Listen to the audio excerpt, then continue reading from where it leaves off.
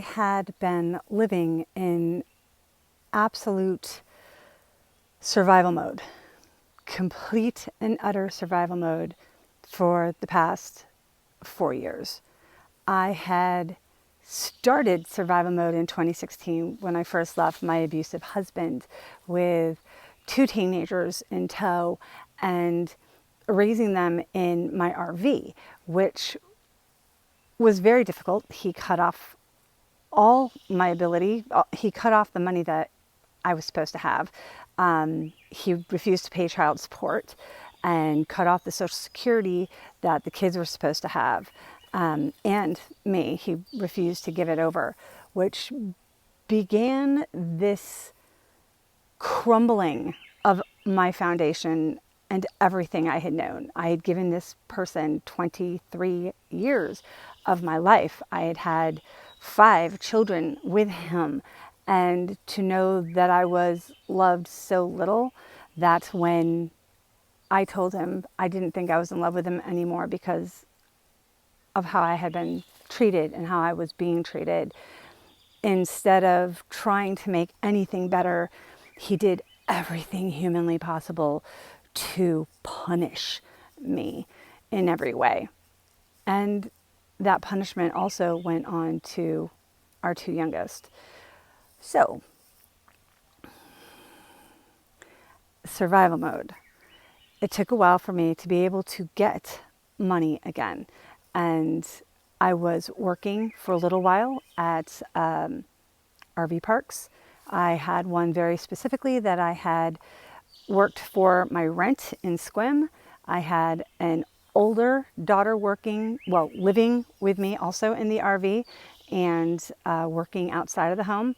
So between the Social Security money that we had and between her working and my work paying the rent at the front desk, doing reservations and checking people in, we were doing really well. We were surviving in a much higher threshold of survival. We were not utterly impoverished. It was a good place at that time. When fast forward a couple years later, I decided I was going to finish getting my divorce, and all of it started up all over again. And my youngest and I ended up in a domestic violence shelter for 3 months. They allowed me to stay there because of everything that was going on and the threats that were being made. I couldn't afford a lawyer. I was no longer now working. She was the only person, but my oldest daughter had stayed in Washington. At this point, I had gone back to California to finish my divorce. And being at the shelter, I decided I was going to go back to school and earn my degree. And that's what I did. I started online university studies. I almost said college. Online university studies at the University of Central Florida. And again, this helped tremendously. I moved to Florida, and again, I was putting my life together and doing very well until this catastrophic event took place that, again, I'm not going to talk about right now. And I was utterly shattered. I ended up going through years of EMDR therapy, and I couldn't work. I couldn't have a lot of interaction with other people. I pulled back. I stayed in my RV, and I was able to do online university studies. Again, it really wasn't interacting with other people or pretending that I was okay, and I was not okay. After several years of EMDR and raising my daughter as a solo mom, I'm trying to bridge what I'm saying.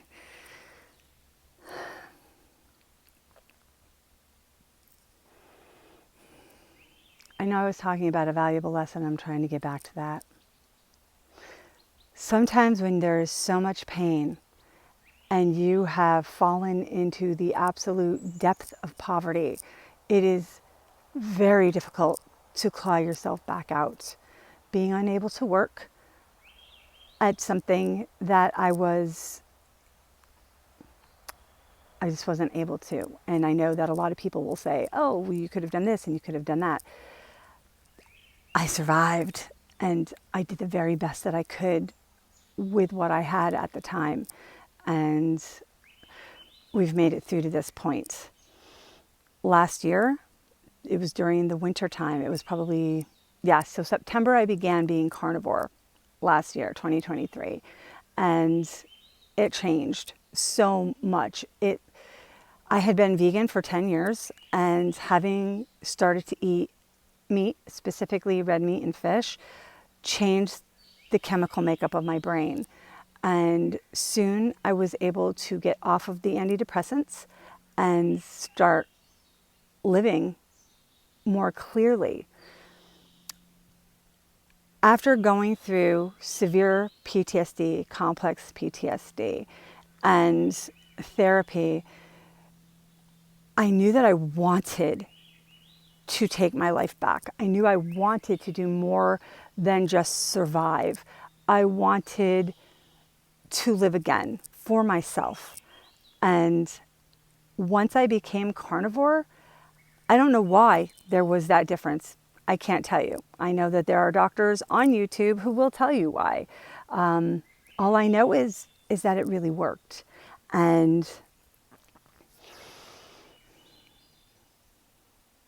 I was able to dream again. I was able to desire again. I was able to want my life back, to do the things that I missed, to do the things that were essentially me. And in that time frame, that happened in December. It was about 6 weeks to 8 weeks into being carnivore that I knew I didn't need the antidepressants anymore. I wanted to be off of it. I felt like this is strange, but I need to let these go now. And once I did, things began to change. And yes, I kept eating carnivore. When January hit, I had another rough patch, but then February came and I realized that I just had this like twinkle in my mind. You can do the things you wanted to do again. And it was almost this phenomenally, how am I supposed to do it? Living hand to mouth every day. See, I love living in my car. I really love living in my RV. Someday I would like to have a stand-up van, but I love living nomadically. I love being able to travel and live like this. This is an amazing adventure. What is difficult is when you don't have any real, reliable source of income. Then it changes the game. Being in poverty makes everything hard. Even if you have a house, it makes it hard. If you have a car, it doesn't matter which place you're in. But the thing that I realized while I was in California was homeless people that were maybe just a little bit older than me. I am 54. And they were living under tarps, sleeping on the concrete. And it was so heartbreaking to watch. And then I had this revelation that if I couldn't get my life back in order, if I couldn't want to start living for myself and do the things that I love to do again, that could very easily become me. And that I was literally one vehicle breakdown away from having no shelter. I love my little Toyota Sienna, but I don't have any backup money. If something happened to it, if it needed a part, I had nothing. Nothing that I could do to fix it. And I really didn't know what I would do if that happened. I decided I wanted to take my life back. I wanted to save myself. Thus, that video that I first did about living in my Toyota Sienna and saving myself. Since then, I made that video around February. I'd have to look to be exact.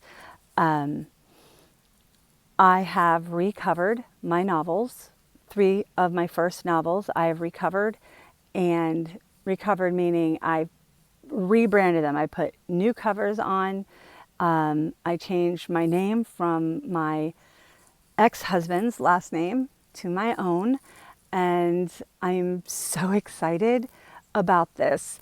This is the first possibility that, and I'm watching them. I'm watching people reading them again, and people are loving them, and they're rising in the ranks on Amazon, which is so exciting to me because that's what I want to do. And I want to film. I want to teach people how you can live in your car, how you can van life, because it has been the most therapeutic and healing adventure for me. It has done so much for me. Changing my food and my diet has also been such a game changer that I want to share all of those experiences with you and with others who can benefit from that. I want to tell stories, and so here I am doing that right now. Back to the wonderful experience that happened. This really good friend, she's become a huge supporter, and she is such an amazing person. She's been cheerleading me on now, just like, you can do this, you can do this. And she gave me a gift, a monetary gift, and it helped me to be able to say, I'm going to be safe for this moment right here and now. I don't have to worry about the van breaking down. I don't have to worry about gas in the tank, and I can work on my books again, and I can start my other businesses. I can record again, and gave me enough money so that I could put out ads so my books could be seen again. That has made all the difference. It is incredible to me when we have just enough money to lift us out of poverty, and it changes your whole mental being. Your adrenal glands calm down, your cortisol levels drop. You are able and freer to be able to create and think calmly and rationally, and know and that you can be that person again. Just that little bit of cushion can do so much. And that's what's happened. Now I am promoting my books. I am promoting this incredible herb-based drink that I've been doing that is like an Ozempic alternative, and I'm finding that my body composition is starting to change. I have the motivation to exercise again, all of these things. And I cannot wait to change my fate. To me, that was like seed. It was a seed to grow something big and powerful, and to grow something strong, to grow me.